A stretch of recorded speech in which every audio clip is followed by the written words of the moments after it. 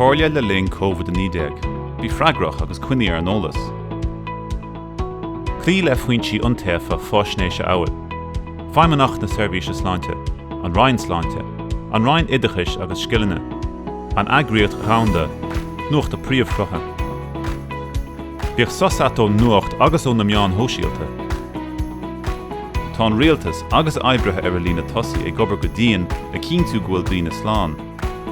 Ní mór cuimrú, nach dulgaigh gachtainna an vírus, agus a gás ormhór na nína a thulgaigh, tugadh siad chuthaithein go thomláin. Caithfear cuimhnú a bheith cinálta agus fear amach dá chéile.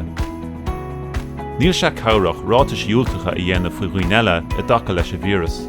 Má thulgan daoine a bhfuil anfheatar an vírus, cuimrú nach orthú atá an lucht. Ní mór cuimrú bhfuil dúgus ar an go léir scapa an vírus a stoppa, níg de lábha. Fan sa bhaile. Lean tráiricha faoi scara hóisialta.